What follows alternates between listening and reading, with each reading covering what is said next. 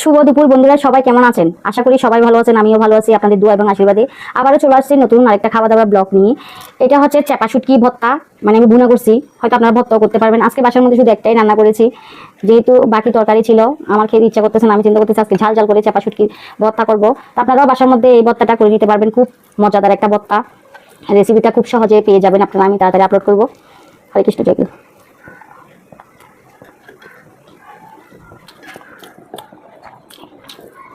অনেক মজা হয়েছে।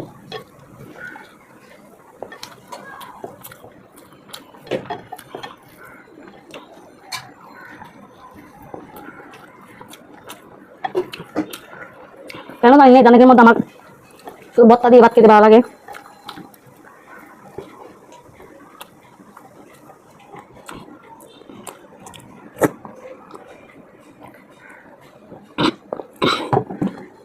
মাটির গ্লাসের মধ্যে পানি খেতে সেই মজা, ঠান্ডা ঠান্ডা, প্রচুর ঠান্ডা।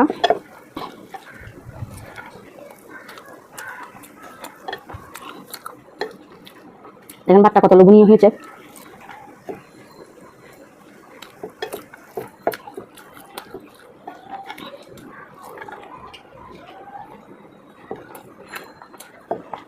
প্রচুর ঝাল হয়েছে, প্রচুর ঝাল ঝাল ঝাল।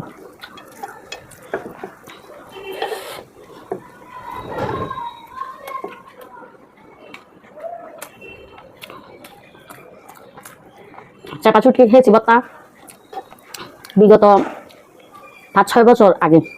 আমরা ওই বাসায় থাকতে একটা দিদি রান্না করেছিল, সেই দিদিটা দিয়েছিল, ওর খাতে খেয়েছি। কখনো আমরা রান্না করে খাইনি, দিদিটার হাতে খেয়েছিলাম রান্না করে।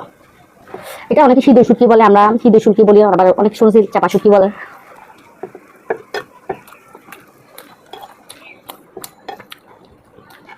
অনেক মজা।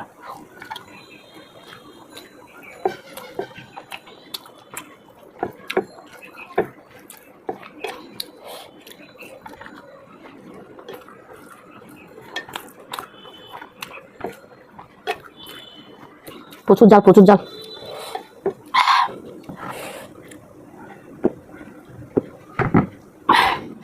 আপনারা সবাই সুস্থ থাকবেন, ভালো থাকবেন, আমাদের জন্য দোয়া এবং আশীর্বাদ করবেন। সবাইকে নমস্কার, বাই বাই।